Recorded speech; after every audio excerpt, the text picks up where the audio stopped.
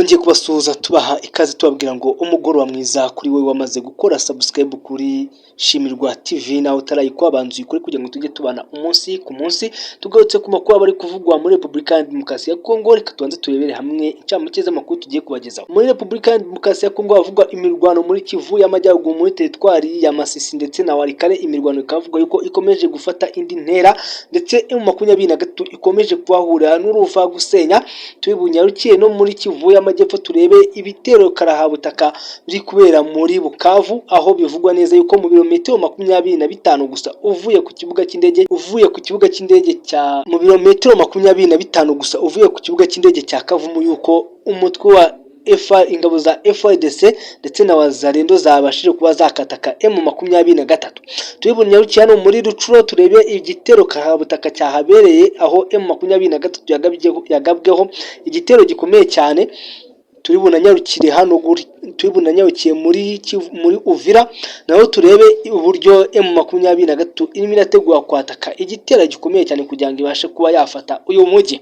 Reka amakuru yacu tuyahere hano muri Kivu y'Amajyepfo aho bivugwa imirwano ikomeye cyane mu birometero 20 gusa uri kuva ku kibuga cy'indege cya Kavumu, aho bivugwa neza yuko M23 yaje kwatakwa n'ingabo za FARDC ziturutse hano mu mujyi wa Bukavu kugira ngo zibashe gufata kino kibuga cy'indege cya Kavumu. Bamaze iminsi barimo bararwanira cyane, aho imirwano aho bavuga yuko imirwano yakomeje kwibasira kino kibuga cy'indege yuko bimeze nabi cyane.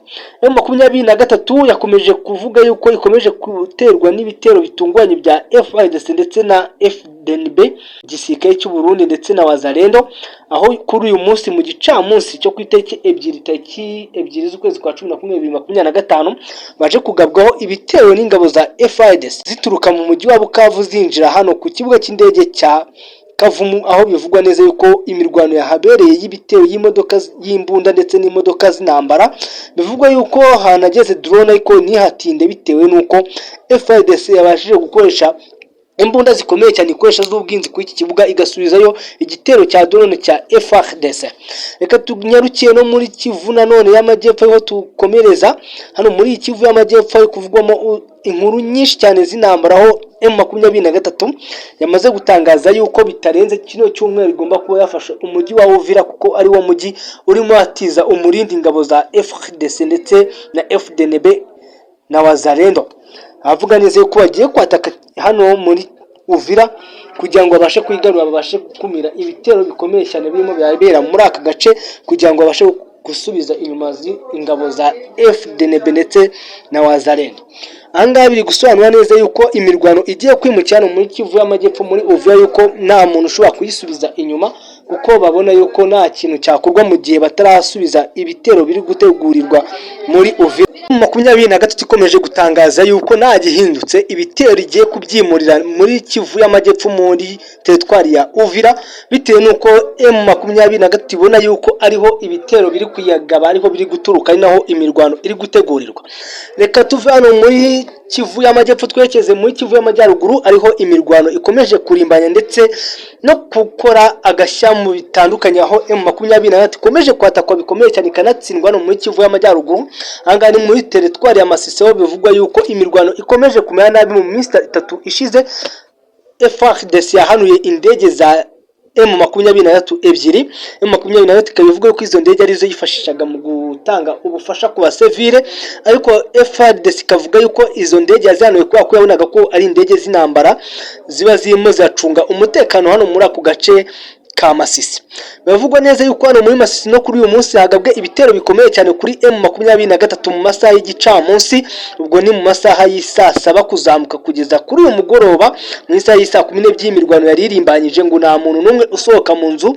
Abaturage batuye muri aka gace akaba bakomeje guhunga ndetse n'ubwoba bwinshi bukomeze kubica, bavuga yuko bitewe n'impamvu yuko abasivile barimo barahasiga ubuzima ndetse ku munsi w'ejo hakaba harapfuye n'abasirikare 12 ba M23 ndetse n'abasivile.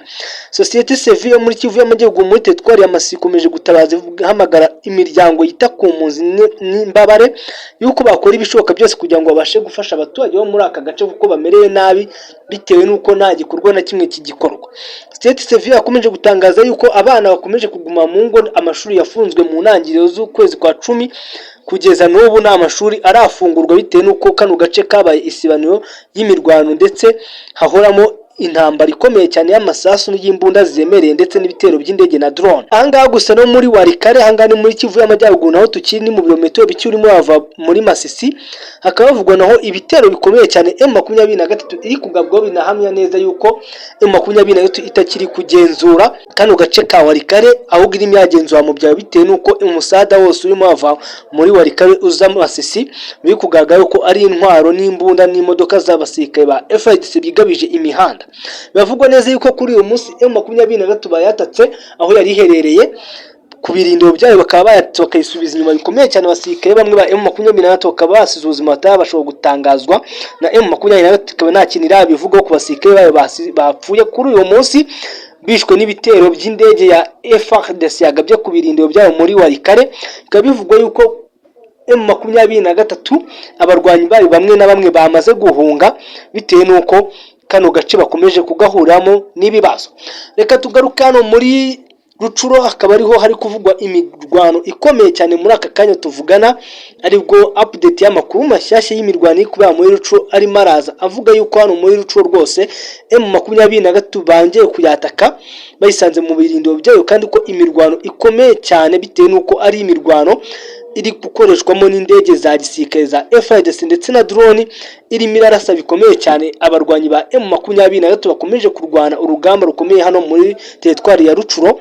Bikaba bivugwa yuko M23 ishobora gutakaza ibice bikomeye cyane mu gihe FARDC ikomeje kuyataka ikoresheje drone ndetse n'indege z'intambara, yuko bigoye kuba basubiza inyuma bino bitero bya FARDC. Mu gihe M23 iri kwatakwa bikomeye cyane, nabwo iriho n'igitutu n'ibihugu by'Uburayi harimo n'Ubufaransa, bivuga yuko M23 ikwiye kurekura ikibuga cy'indege cya Goma kugira ngo cyifashishwe mu gutanga ubufasha ku basivile bagiye bavanwa mu byabo mu guhabwa ibiryo ndetse n'imiti.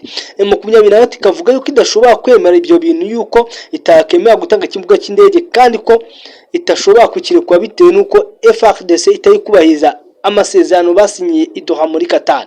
Ariko M23 ikavuga yuko baramutse bigiye mu biganiro i Doha muri Qatar bashobora kwemeranya uburyo kino kibuga cy'indege cyazajya gikoreshwa mu gutabara abasivile, kuko nabo ari cyo kintu bashyize imbere. Reka tubabwire ngo amakuru yacu nakagaruka, wowe utarakora subscribe banzu ikore kugira ngo tujye tubana umunsi ku munsi. Ibiganiro byacu nakagaruka. Ciao ciao.